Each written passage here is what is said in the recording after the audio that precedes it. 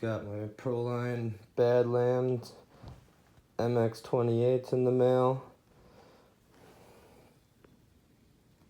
They come with 17mm hexes. I ordered the 14s separately for the Granite. Just got the first hub on.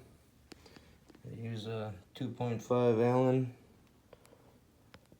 Get these all bolted up and strapped on and take her for a ride. The hubs are all on.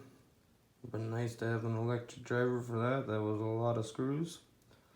Now I'm gonna take these old faded out tires off of there and bolt these new ones on.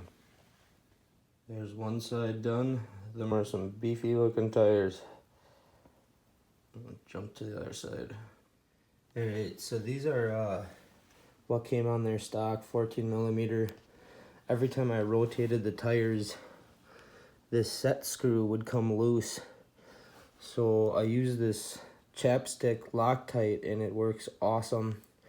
I even put a little bit to hold the hex nut on there. But you gotta rotate the tires on this because it eats the back ones up pretty good on 3 to 6S. So, alright, I'll get on with changing the tires. Tires are on and it looks sweet. I ended up putting this BLX 185 on there. It was pretty torquey on 4S, but definitely slower. I don't know if it's because that big thing sucks more energy or if I need higher than 50C discharge batteries. So I've been running it on these, and you can run about half the packs through and then that motor starts getting hot. I got a 2500 kV Arrma motor coming next week, so I've been just doing half runs and keeping an eye on the temperatures of that stock motor. The stock ESC and motor are gonna end up going in my Traxxas Slash that's brushed right now. So she's gonna get a brushless upgrade and that's gonna be pretty wicked on 3S. And then I got my other car here that's brushed as well. Probably just leave it that way. It's incredibly hard to get parts for that thing. Took me probably half a year to find a place to get tires for it. I'll let the kid play with that. It's 4-wheel drive and it whips around pretty good, but it's still pretty slow. I was running these on 2S with brushed motors and it was okay, but after getting this, I can't even drive those anymore the way they are. There it is with the 2 3S packs in it. Pretty cramped. And even more cramped when that bigger motor comes. The thing is super heavy with these batteries in there. It's a tank.